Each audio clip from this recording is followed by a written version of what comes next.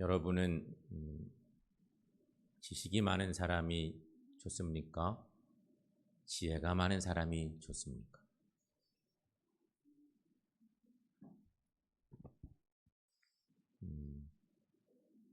지식 많은 사람은 쉽게 말하면 똑똑한 사람이에요.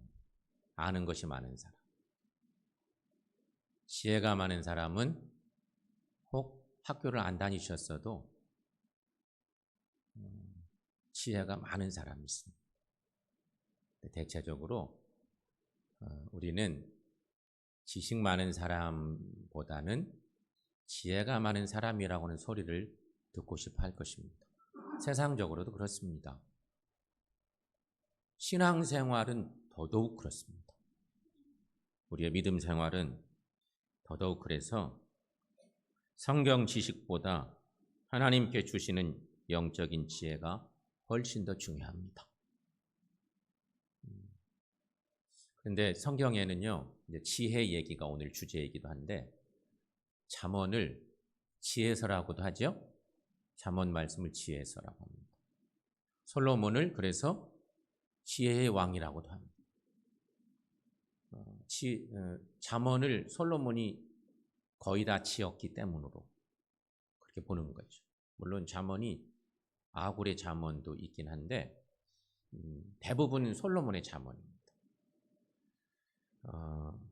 그래서 잠언서에 지혜와 관련된 내용들이 너무 많거든요.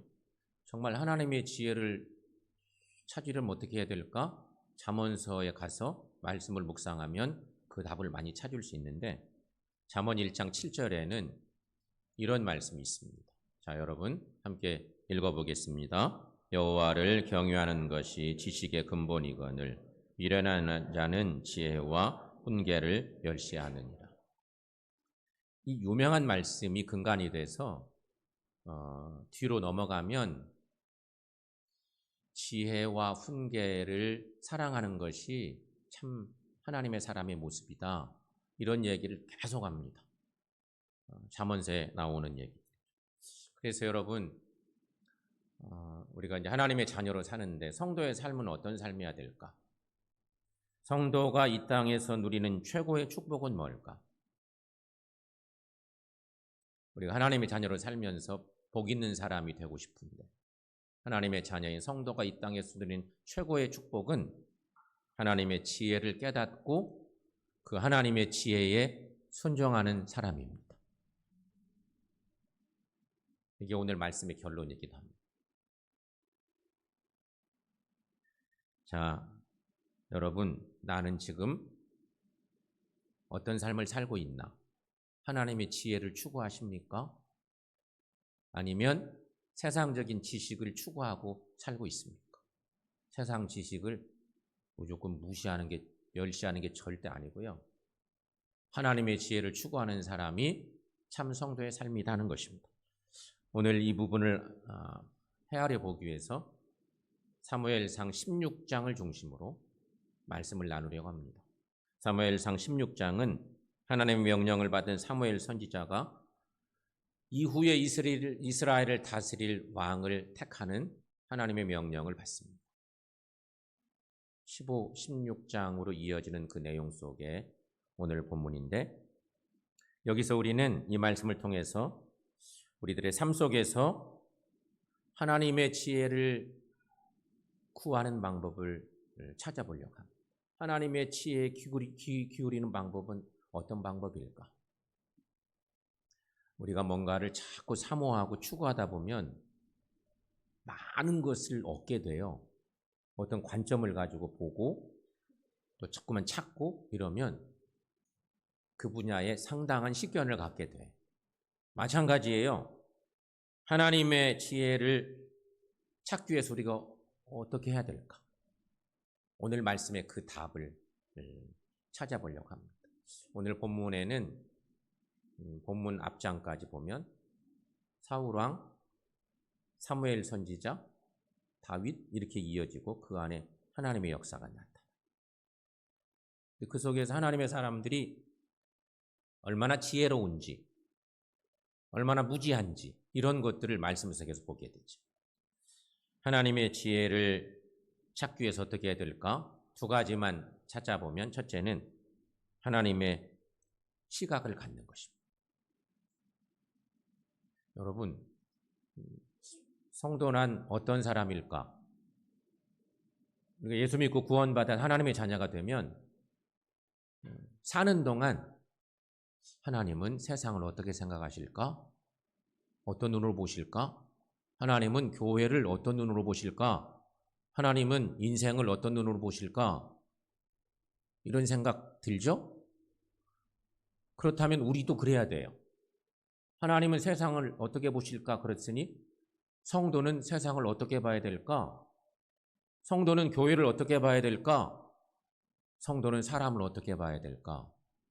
하나님이 그러셨으니까. 이런 눈을 갖는 것이 필요한 거죠. 그러다 보면 우리도 하나님의 지혜를 올바로 청종할 수 있는 하나님의 사람들이 된다는 것입니다. 매사에 그런 눈을 가지고 생각하고 자꾸 찾고 그런 것이죠. 이스라엘 역사를 보시면 사사시대가 있잖아요. 사사시대가 350년간 이어지는 시대인데 이때는요. 하나님의 왕이셨어요. 나라에 왕이 없어. 그냥 유명한 사사들만 있어. 시대마다 사사가 등장했다 없어지고 하나님의 영이 임하면 또 사사가 등장하고 근데 그 사람은 그냥 하나님의 일꾼이야. 왕은 절대 아니에요. 사사시대가 지났습니다. 그런 하나님의 왕이던 시대가 지나가고 사사시대가 지난 후 이스라엘 사람들은 자꾸 주변을 보기 시작합니다. 주변 나라들은 보니까 전부 다 왕이 있어요. 우리나라만 이스라엘 백성들 볼 때 우리만 왕이 없고 하나님을 왕 삼고 살았는데 다른 나라 보니까 왕이 있어서 전쟁도 잘하는 것 같고 일사불란하고 뭔가 잘 되는 것 같아. 하나님 우리에게도 왕을 세워주세요. 이런 요청이 생겼습니다. 사사시대 이후에 생긴 그런 모습이죠. 그러자 하나님은 그들의 요청이 있으니까 그래 들어줄게. 그래서 초대왕 사울이 왕으로 세워졌습니다. 하지만 사울 왕이 초기에는 잘하는 것 같더니 자꾸만 병이 듭니다. 하나님의 생각을 잘 못하는 것입니다. 자꾸 자기 생각합니다. 하나님 뜻을 헤아리지 못합니다. 사울 왕은 그래서 하나님의 계명을 거역하고 자기 마음대로 하나님의 제사도 침범합니다. 왕이 예배에 대한 부분은 선지자가 해야 되는데 거기도 막 침범하고 그래서 하나님의 진노를 사게 됐습니다. 그것만이 아닙니다. 예배 문제에 문제가 생겼고 아니 왕인데 재물에 욕심이 자꾸 생기는 왕이 됐으면 그런 욕심은 좀 딱 내려놓으면 좋으렴. 엄청난 권좌에 있는데 재물에 대한 욕심이 자꾸 생겨요. 그 재물에 대한 욕심 때문에 결국은 또 하나님 앞에 죄를 범해. 마땅히 진멸해야 할 아멜렉의 전리품에 욕심을 품습니다. 그래서 이스라엘 왕으로서 마땅히 지켜야 될 하나님의 말씀에 품순종합니다. 이 욕심이 그렇게 무서워요. 예배도 범하죠. 제사법도. 하나님의 명령 따라서 그것 초연해야 되는데 물질에 대한 욕심이 훅 들어와서 그 죄짓고. 불순종의 내용은 성선이 이렇게 증가합니다. 아멜렉과의 전쟁에 승리를 거둔 다음 사울 왕이 이미 하나님의 명령을 들었는데 명령 들으면 뭐예요? 순종을 못하니 자꾸만 욕심이 생겨서 사무엘상 15장 8절 9절 말씀에 보면 좀 긴 말씀인데 저렇게 딱 줄여보면 저런 말씀이에요. 한번 자막을 통해서 읽어보겠습니다. 아멜렉 사람의 왕 아각을 사로잡고 아각과 그의 양과 소의 모든 좋은 것은 남기고 가치 없고 하찮은 것은 진멸하니라. 결국 사울 왕은 하나님 말씀에 불순종한 것입니다. 제사법도 어기고 물질에 대한 욕심 훅 들어와서 하나님이 싹 멸하라고 그랬는데 왕도 살리고 그리고 왕을 비롯한 소중하다고 생각되는 것은 딱 따로 모아두고 하나님이 진멸하라고 그랬는데 쓸데없게 보이는 것들, 하자는 것들은 진멸하는 척하고 야단을 피우고 이렇게 된 것입니다. 이 사건을 우리가 너무 잘 알잖아요. 인간적으로 생각해 보면 아유, 하나님 그냥 눈 감아 주시지 뭐. 그럴 수도 있지 뭐. 사람이 욕심도 있고 뭐 다 그런데 아직까지 그거 가지고 하나님 그렇게 트집 잡으십니까? 이런 생각이 우리 속에 솔직히 있습니다. 이 정도 가지고 우리가 교회 안에서도 그럴 수 있어요. 뭐 다 정말 열심히 했는데 그런 것 가지고 뭐 이러십니까? 충분히 그럴 수 있는데요. 하지만 여러분, 구약시대 전쟁은 이게 지금 우리하고 좀 다른 거. 그것 때문에 오해도 많고 그러잖아요. 구약시대 이스라엘 백성들이 이방 나라와 벌인 전쟁은 단순히 두 나라 간의 정치적 갈등으로 진행된 전쟁이 아니에요. 그냥 표면적으로 그렇지만 이 전쟁은 하나님 나라와 사탄의 나라 간의 전쟁을 상징합니다.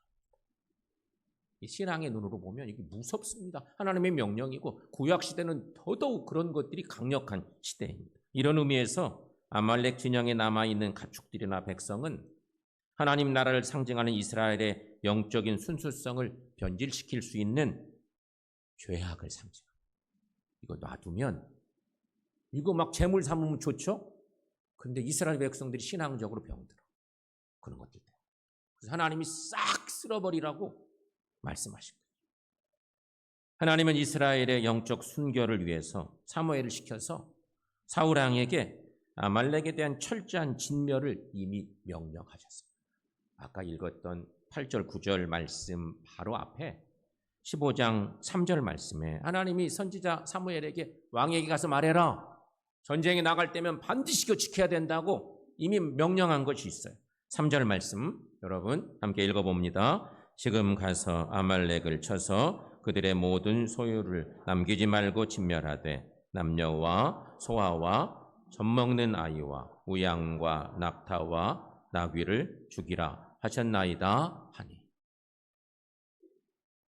근데 이 말씀을 지금 읽어봐도 이거 진짜 하나님 너무 하신다.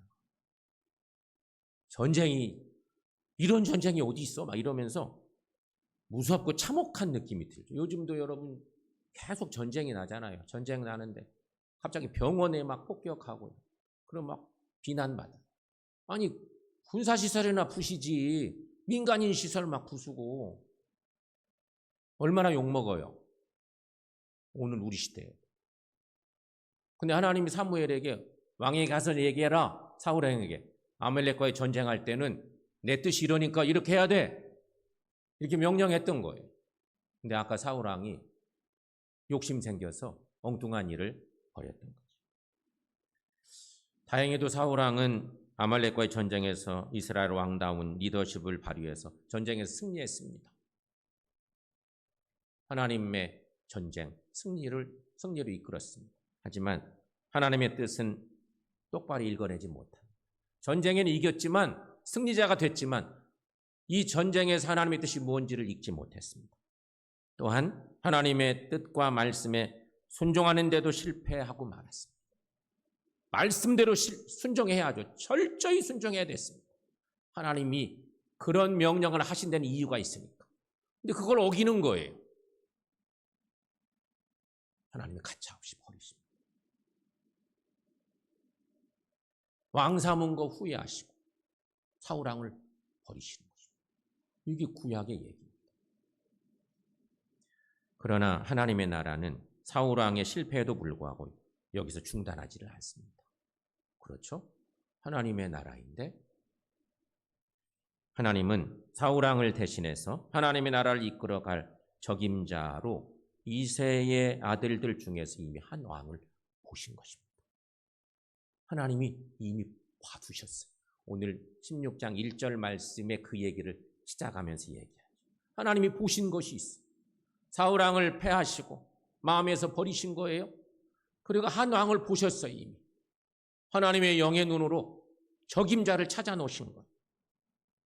그런데 여기 우리가 한 가지 생각할 거. 하나님은 분명히 찾아 놓으셨는데 선지자 사무엘에게는 그것이 안 보여.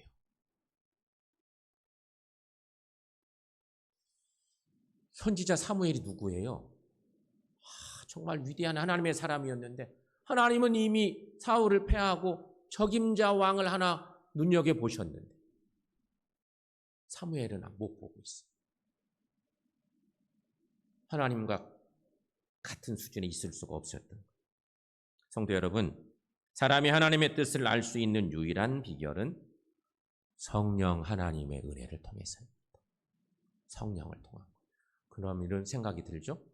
사무엘은 성령의 사람이 아니었나? 근데 여기 우리가 성령과 관련된 것도 구약과 신약이 달라요. 구약의 성령의 역사와 신약의 성령의 역사가 약간 다르게 나타나는 것을 성경을 통해서 아셔야 돼요.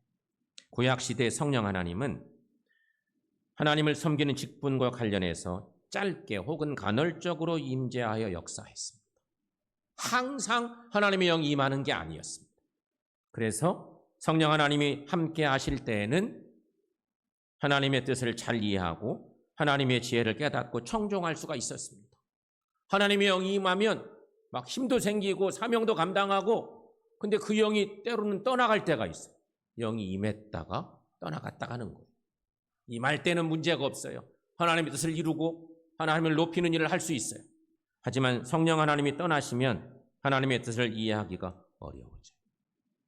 그래서 선지자 사무엘도 지금 당장 하나님은 누구를 사울왕을 대신할 적임자로 선택하셨는지 잘 이해할 수가 없어요. 하나님은 보셨는데 심부름을 하고 있는 사무엘은 정작 못 봐. 이런 상황이죠. 구약시대의 성령의 역사는 부분적으로 간헐적으로 임했어요. 그런데 이제 신약시대는 예수님이 오신 후에는 달라져요. 예수님의 십자가의 죽음과 부활 그리고 성령 강림 사건 이후의 시대를 살아가는 우리들. 우리 예수 믿고 새 사람 되어 있잖아요. 예수 안에 거하는 우리 아닙니까? 우리 시대에는 이미 성령 하나님이 우리들 마음속에 내주하시고 언제나 동행하시는 하나님의 은혜를 경험하는 시대입니다. 그러므로 하나님의 지혜를 청종할 수 있는 비결은 우리 안에 역사하시는 성령 하나님의 내주하심을 늘 믿고 사는 것입니다. 그리고 한 걸음 더 나가서는 하나님의 시각으로 세상을 보고 교회도 보고 인간도 보는 것입니다. 그게 성도의 삶입니다. 세상을 바라볼 때도, 교회를 바라볼 때도, 나를 볼 때, 성도들을 볼 때도 하나님의 눈으로 보는 것이 필요한 거죠.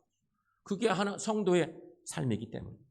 성도 여러분, 어떤 상황에도 하나님과 동행하는 삶을 사시고, 그래서 하나님의 시각을, 하나님의 눈을 갖는 우리 모두가 되시기를 축원합니다.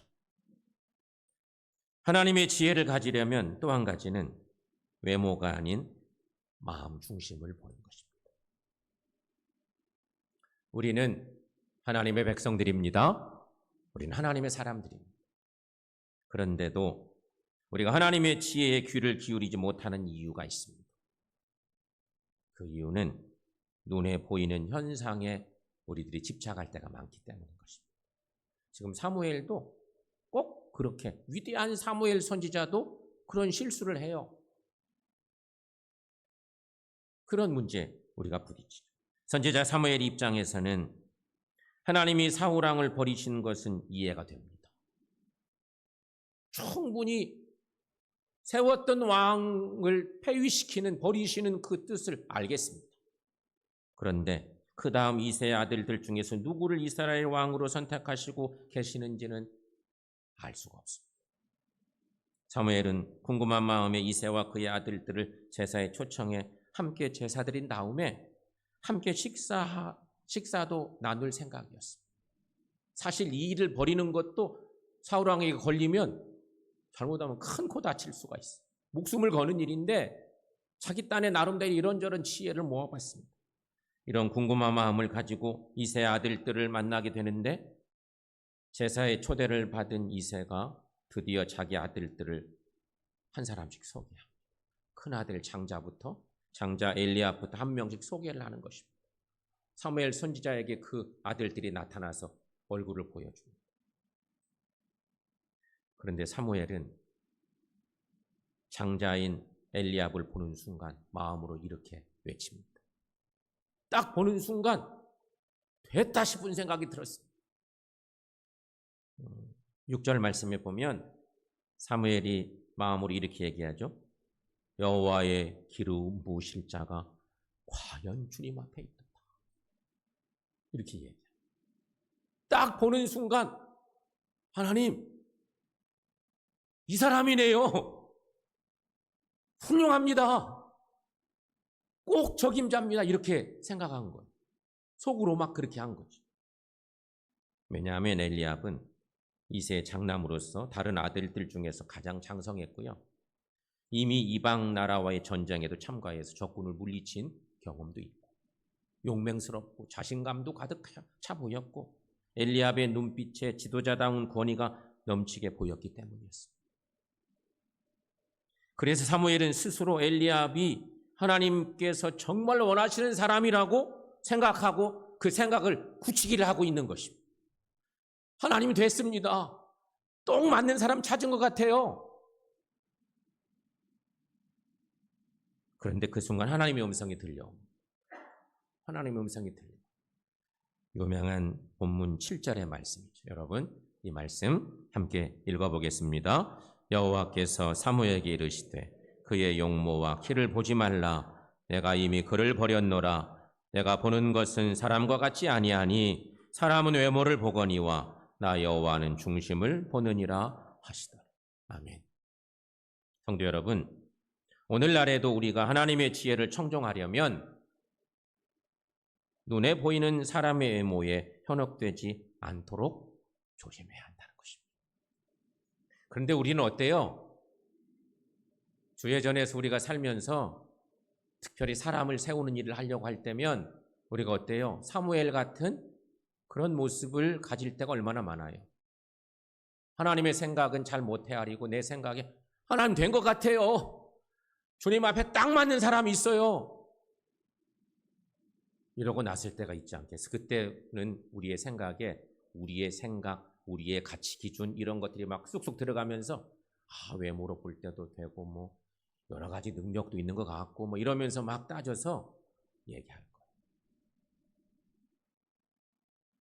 그런데 그렇지 않았어요. 사랑 여러분, 여기서 우리가 한 가지 중요하게 생각할 것이 있어요. 신앙생활의 기초는, 신앙생활의 기본 근간은 눈에 보이는 세상을 보는 일이 아니고 눈에 보이지 않는 하나님의 나라를 보는 일입니다. 하는 것입니다. 따라서 우리가 기억할 것은 하나님처럼 외모가 아닌 마음 중심을 보는 일입니다. 하나님께서 보실 때 거기 있던 이세 아들들 중에는 왕이 될 제목이 없었습니다. 그래서 사무엘은 이세에게 또 아들들 없어? 하나님의 뜻을 알게 됐기 때문에 다른 아들들 없냐고 찾게 되잖아요. 그래서 결국 막내를 데려오게 합니다. 성경은 12절 말씀에서 이렇게 증가하죠. 12절 말씀도 여러분 함께 읽어보겠습니다. 이에 사람을 보내어 그를 데려오매 그의 빛이 붉고 눈이 빼어나고 얼굴이 아름답더라. 여호와께서 이르시되 이가 그니 일어나 기름을 부으라 하시는지라. 아멘. 성도 여러분, 하나님께서 다윗을 이스라엘 왕으로 선택하신 이유가 뭘까요? 그 이유는 다윗의 마음 중심이 하나님의 마음 중심에 일치해 있고 하나님의 마음에 합한 사람이었기 때문이었던 것입니다. 인간적으로 볼 때는 엘리압이 딱 맞는 왕 같았는데 하나님은 그를 보시질 않았어요.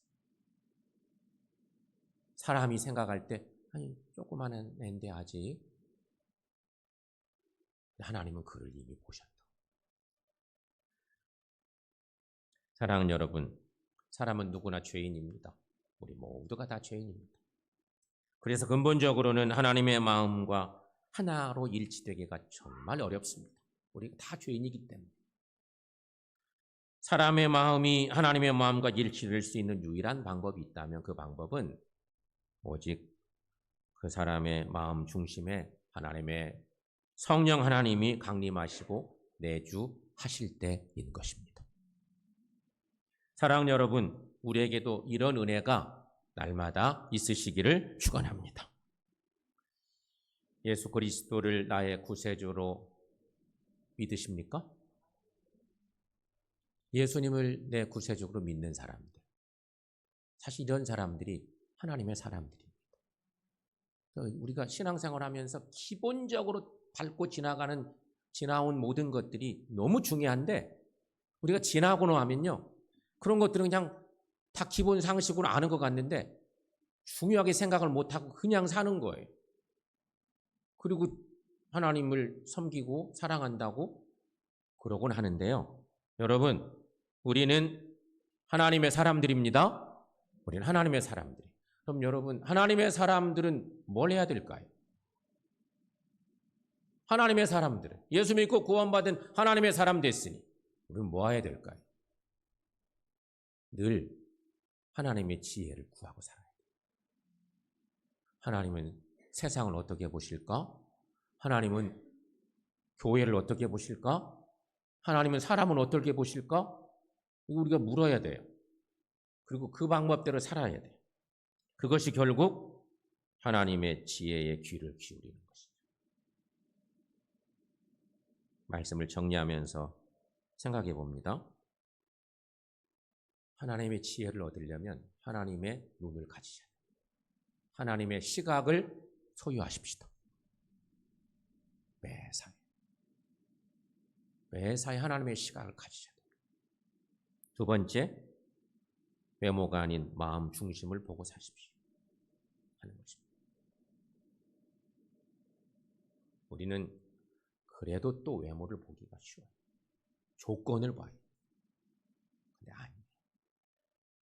하나님의 눈을 가지시고 마음 중심을 보는 그런 우리가 될 때 하나님의 지혜가 우리에게 충만하게 될 줄로 믿습니다. 이런 은혜가 우리 가운데 넘쳐서 우리가 신앙생활하는 동안 하나님의 지혜에 귀를 기울이고 그 지혜로 충만한 삶을 사는 우리 모두 되시기를 축원합니다. 기도하겠습니다.